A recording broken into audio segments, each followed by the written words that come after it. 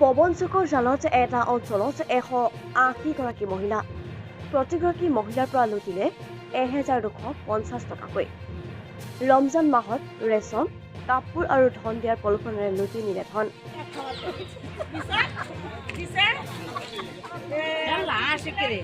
নগাঁও জিলাৰ কচুৱা থানাৰ অন্তৰ্গত গাঞ্জাপাৰাত কেইজনমান যুৱকৰ বিৰুদ্ধে প্ৰবঞ্চনাৰ ধন লুটি দিয়াৰ অভিযোগ উত্থাপন হৈছে। কিছুদিন পূৰ্বে পৱন চক্ৰৰ যুৱকৰ এটা দলে গাঁওখনত প্ৰৱেশ কৰি গাঁওখনৰ পৰা 180গৰাকী মহিলাৰ পৰা ৰমজান মাহত ৰেচন, কাপোৰ আৰু ধন দিয়াৰ নামত 1250 টকাকৈ সংগ্ৰহ কৰে। ধন সংগ্ৰহ কৰি দৰিদ্ৰ মহিলাক কিছু সামগ্ৰী যোগান দি পলায়ন কৰা পৱন চক্ৰৰ দলটোৱে। ইয়াৰ পিছতেই অঞ্চলজুৰি তীব্ৰ চাঞ্চল্যৰ সৃষ্টি হয়। প্ৰবঞ্চনা কৰা যুৱককেইজন ৰূপহী থানাৰ অন্তৰ্গত চাইদৰীয়া আৰু তেলিয়া চাপৰি টোপ গাঁৱৰ মফিজুল ইছলাম, ইছৰাফিল হক, ছাইদুল ইছলাম, আব্দুৰ ৰহিম আৰু জাকিৰ হুছেইন বুলি প্ৰবঞ্চনাৰ বলি হোৱা মহিলাসকলে জানিবলৈ দিয়ে।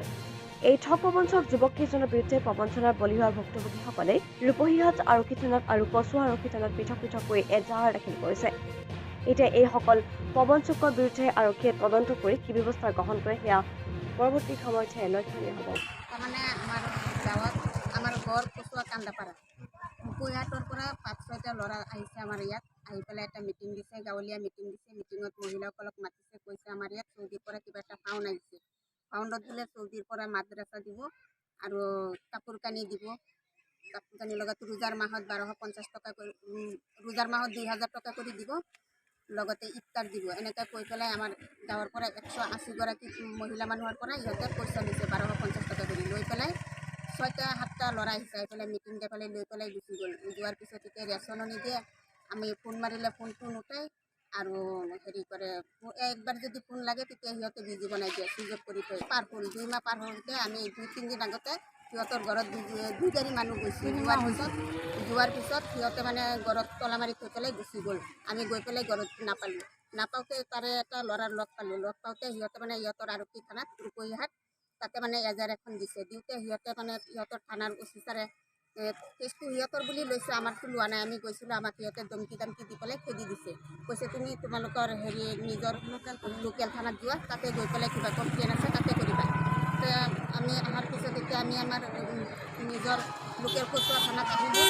এতিয়া মানে আমি আমাৰ অফিচাৰক জনাওঁ আমি এইটো কেনেকৈ সুব্যৱস্থা কৰি দিব লাগে, এইটো কৰি দিয়ক আৰু আমাৰ পাব্লিকৰ পইচাখিনি উদ্ধাৰ কৰি দিব লাগে। আমি মানে আমাৰ মহোদয় অফিচাৰক জনালোঁ। 1250 টকা নিছে, নি পেলাই লগতে ডকুমেণ্ট পাতি নিছে। এইখিনি ঘূৰাই পাব লাগে আৰু পাব্লিকৰ পইচাখিনি উঠাই আনি দিব লাগে। এইখিনি আমি ছাৰক জনাইছোঁ। গাঁৱত মিটিং হৈছিলে, মহিলাসকল মিটিং মাতিছে। তেখেতে মোটামুটি 7টা-6টা ল'ৰা একেলগত আহে, 3টা ল'ৰা গোট খাই আহে। আহি পেলাই কৈছে চৌদিৰ পৰা ফাণ্ড এটা আহিছে। তাৰপিছত তেখেতে গাড়ী গুড়ি চব লৈ আহে। লগতে আহি পেলাই শ্লোগান দিছে 1250 টকা দিলে ৰেচন পাতি খুৱাব, কাপোৰ কানি দিব। মাদ্ৰাছাৰ ল'ৰা ছোৱালীবিলাক মাদ্ৰাছাৰ ধৰ্মীয় অনুষ্ঠানৰ কথা শুনা পাই মানে চবেই দৌৰি আহিছে, জাপি আহিছে। এই মিটিঙত পইচাখিনি হাতে এই ল'ৰাকেইটা উঠাই লৈ গৈছে। আজি 2-3 মাহমান হৈ যাব আৰু মইতো মানে শুনা পায়েই কৈছোঁ। আৰু মিটিংটো মই দেখাও পাইছিলোঁ, একদিন ভিডিঅ' কল কৰিছিলে আৰু তথ্যবিলাক সিহঁতৰ ভিডিঅ' কলতে ৰখা হৈছে। সিহঁতে কৈছে ভিডিঅ' কৰিলে টেনশ্যন নাই, আমি মাল খুৱাই যাম। সেই হিচাপত মানে আমি গৈছিলোঁ 2 গাড়ী মানুহ যোৱাতে তাত মানে জাকিৰ হুছেইন মাষ্টৰ আছে, স্কুলৰ মাষ্টৰে ফোন কৰিলোঁ। ফোন কৰোঁতে সি ধৰ ধমকিহে দিছে, আপোনালোকে কাক সুধি পইচা দিছে। মই কৈছোঁ আপুনি যে কাক সুধি, আপোনাৰ গাড়ীখন যদি পঠিয়াইছে আপুনি বোলে মেইন মালিক, তেনেকৈ কৈছে।